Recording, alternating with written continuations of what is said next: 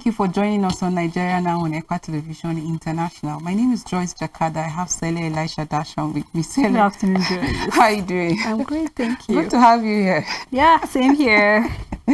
Well, I'm talking about Nigeria.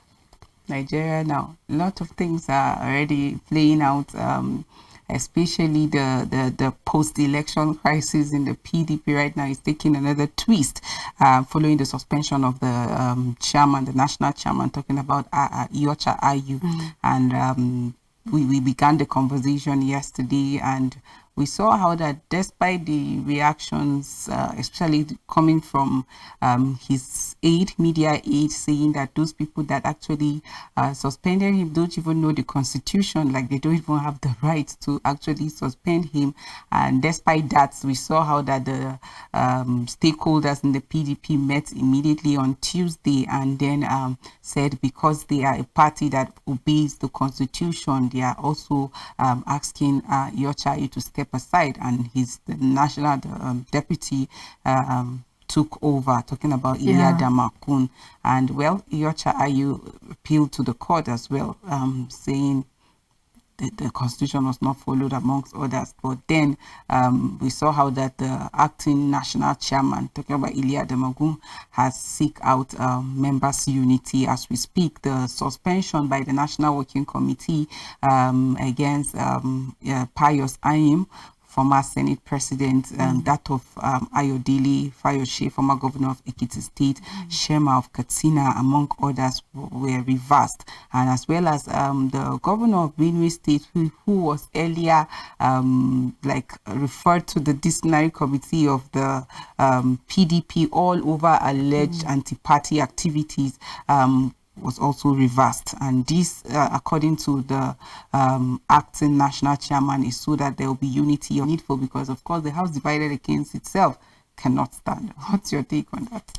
You know, Joyce, when this whole, PDP internal crisis started, I mean, we saw this confusion from the very beginning of the party primaries. Immediately we saw when Wike didn't get to, have the ticket for the party.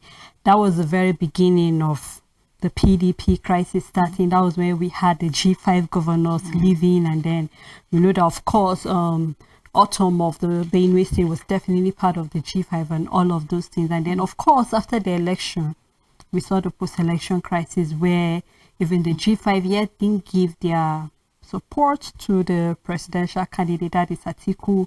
And then we saw where Nigerians were saying that since Wike was having the fun of his life, because we saw him making comment like, you haven't seen anything yet, immediately when he went to court. But just like you said, a house divided against itself cannot start, because of course they have other elections that are coming just by the corner. By July down, they'll be having elections, so it's expected that they put their act together. And then I think that this is really a time where we can see that the PDP are calling for harmony, are calling for unity, and also are calling that whatever the issue, they should reconcile, because I think it's high time that they put aside their grievances, whatever the issue is. Of course, just like you said, the party chairman actually respected the court order. It's not like he has been suspended totally, but then he just respected the order. And I think this is just like we're seeing where Agrif candidate are saying they should give an olive branch. I think it's also high time that the party put their act together, because we already have Atiku going to court to actually say that he is a presidential candidate. So when he is having his party not standing together, definitely that is a minus for them in the party. So I think it's really high time that whatever the issue is, that they put their come together, work on how they can actually, win more states during the governorship election, the various states that will be holding. And then they should just come together and work whatever the issue is. So I'm really happy for those who have been called back. We can see even the executive, the what level of Ayu, some of the executives that wrote down the letter, some of them have been on suspension presently right now. So I just hope that with all of this suspension, it's just a way of those who didn't really get it right, we get to put their, their act together, work together for the better of the party. So I think it's really a right step that the PDP should really, really work on whatever internal crisis they are having, because that will really stand as a fraction for them, for other parties to actually mock them or actually, have something against them. So I think it's really the time for them to, work out whatever issue they are having in the party presently. Well, being the main opposition party, of course, you expect that right now APC will be having a swell time watching all this playing out. But of course, the whole problem began with the zoning issue. We saw it playing out during the primary, and there was more like some agreement. Okay, as party constitution, seat of the chairman as well as the presidential candidate must not come from the same zone. And then we saw that you promised that if eventually the presidential candidate emerged from the north, he was going to step down, and he went against his word. That was what gave birth to even the G5, the integrity group, and they kept fighting against it. And what we saw playing out in the 2023 election, some people said probably because of the G5 factor, maybe that was why PDP lost even in its stronghold, talking about the southeast and even the south, because some of these governors actually worked against the PDP in their states. The likes of Rivers State, we saw how that PDP didn't even imagine that place on like this is one of the states where you see that PDP winning because it's part of their stronghold. But all the confusions that came out is more like deepening the crisis within the PDP. But like I always say, it is expected that after elections like this, whether we like it or not, elections have come and have gone. Aggrieved parties are already in court. You expect that you see a house coming together, sitting down to see where they got it wrong and to see how that they can fix whatever problem that has emerged, like having a post-mortem analysis of where they got things wrong. But reverse is the case. But I think for the masses, what people are thinking about is the fact that I hope we don't end up having a one-party system, because in every democratic nation, you expect, there should be an opposition party that will be able to make the governing party to be on its toes, to sit up and do the needful, going, monitoring all it has said, ensuring they do that. But in a situation where you're having the main opposition parties, like having fights among themselves, not certainly because of some personal interest amongst others, then you can easily tell that, the fear of one party system is what will befall Nigerians. But I think now we are having a third force, and the force is coming real good, because people will tell you, like Labour Party before now, like it is not even among the first two parties, but now when you're talking about a third force, of course Labour Party. So I think it is very important that beyond personal interest, what the acting chairman is doing right now is for the good of the party, trying to ensure that all the people that have been suspended are like major stakeholders in the PDP. We're talking about members of the NECT. And then some people said, what is even affecting Yosha Ayu is the fact that maybe the law of physics is playing out. For every action there's equal reaction, because he suspended talking about Yodede Fayose, Pius Ayim, who are strong members of the PDP as well as members of the NEC, and going by their constitution, it is only the NEC that has the right to actually suspend a NEC member. But again, we saw how the chairman led the National Working Committee to suspend all of these people, alleging that they were involved in anti-party activities. But they have been called back. What we expect right now is for the PDP to ensure that they sit up, because what is playing out right now is more like a battle of the existence of the soul of PDP, because we've seen before now how that there are parties that are no longer even in existence. They were in existence. They even produced some candidates that won election, cut across different seats. But because of some of this internal crisis, some of these parties have gone extinct. And we hope that would not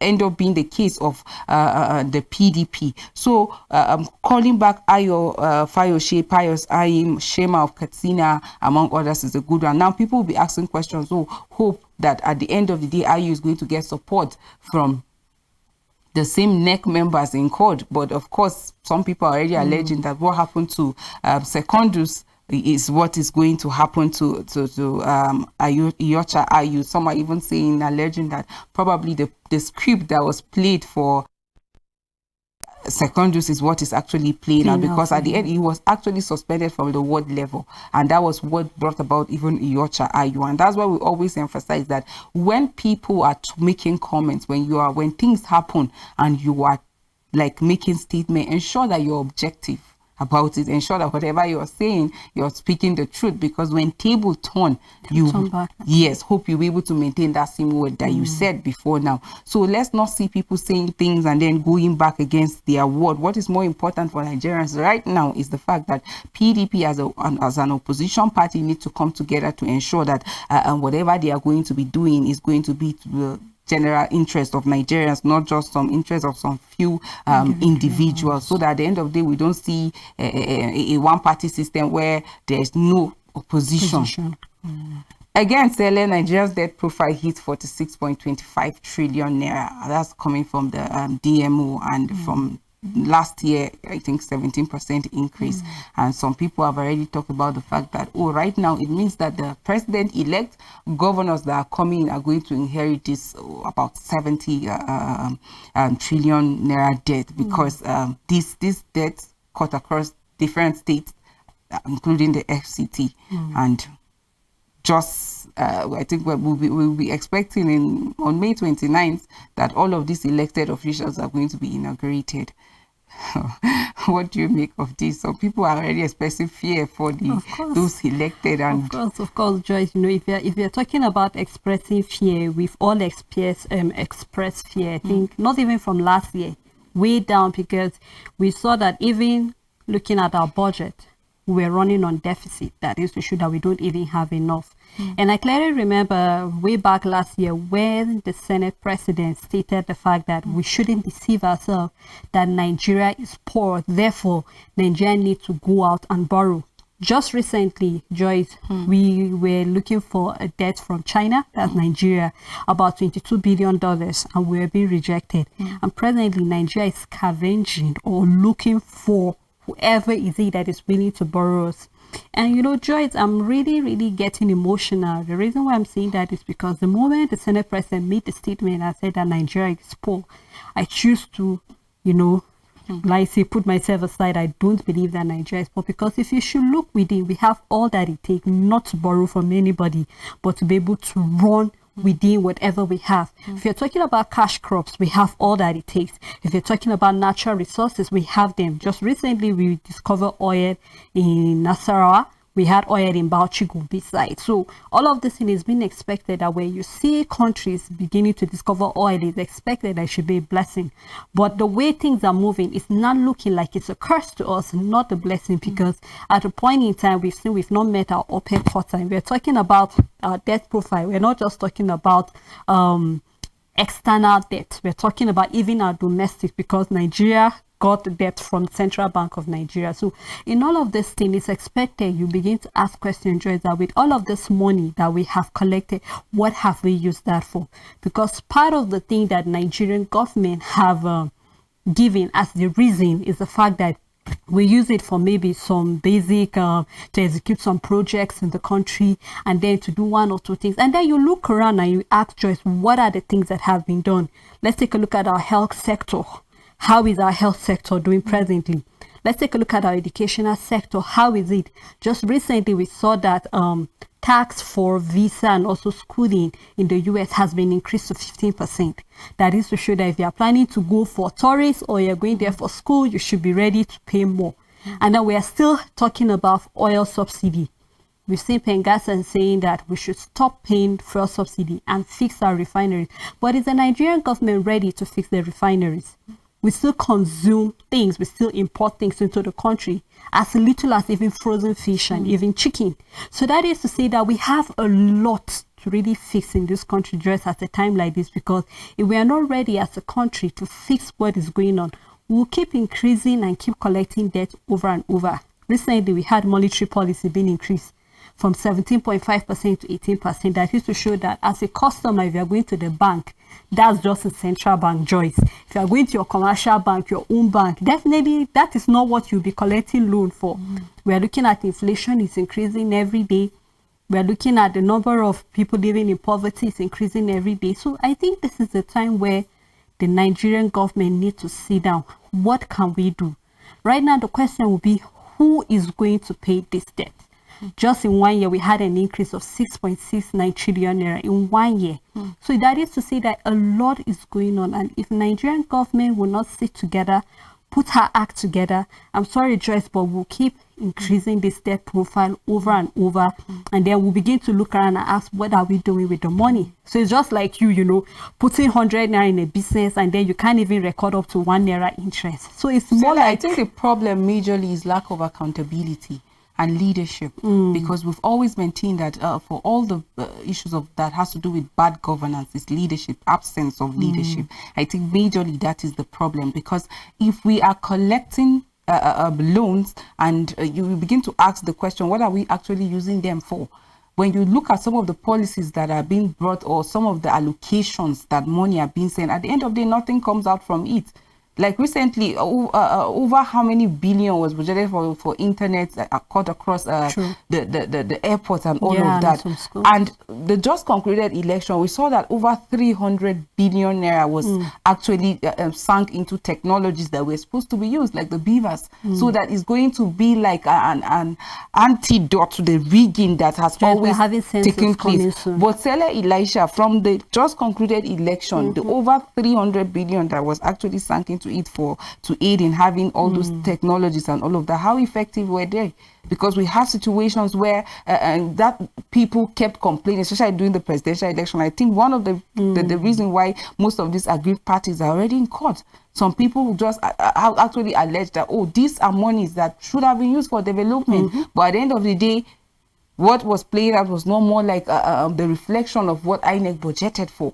So we keep budgeting monies, coming up with policies, coming up with budget that at the end of the day brings nothing out. So what do you expect? You always keep collecting loan, bringing untold hardship on the masses. I just wonder what posterity will actually remember us for, because if we continue on this trajectory, then I fear for the country Nigeria. So we need to have leaders who are going to be deliberate about developmental strategy. If you have to borrow, nobody is saying it's wrong for you to borrow, because even developed nations borrow, of course, for them to have what they have in place. But at the end of the day, the question is, what are you borrowing for?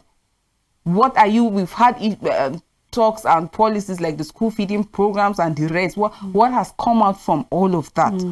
How effective were some of these programs? How accountable are we in terms of all these allocations and all of that? So I think the whole ball is at the table of who emerges as a leader and how effective they are going to be at the end of the day, how accountable. And that's why I always maintain that Nigerians must go beyond expectations on leaders, but start holding them accountable. And I think that's the question we need to ask the incoming administration. How are you hoping to pay up this debt, and what are you going to do? Because we are looking at revenue coming from oil and non-oil sectors. So I think it's high time. We have given oil so much relevance, Joyce. I think it's high time. Let's leave this crude oil to rest a little, and let's focus on other sectors that are not oil producing. Hopefully, maybe we'll be able to recover something from that, and then that will help to boost our GDP in the long run at the end of the day. Nigeria is a great country. We have a lot of skilled, like people that are skilled. No wonder when you see Nigerians go outside the shores of this country, you see them doing great. We can utilize some of these skills, make the environment enabling, and you can get back what you sink into the system, and you'll be able to address some of these issues. If we prioritize our nation and then the citizens, I think we can do away with some of this peril that has befallen us, and it all befalls on all of us to collectively build this Nigeria that we want. We cannot fold our hands and say, oh no, it has nothing to do with me, since it's not my party that is in power, let the whole country just go down. At the end of the day, there's one thing that binds us. We have one root, and the root is Nigeria. And it's only collectively that we can build this nation. And we should not forget that it is only on justice and integrity that a nation can actually stand. Our time is fast spent, Stella. Thank you so much for doing this. My pleasure, Joyce. Great analysis as always. To our viewers out there, thank you so much for staying with us. This is the Much We'll Take on Nigeria Now. Until we come your way next week, you have a blessed weekend.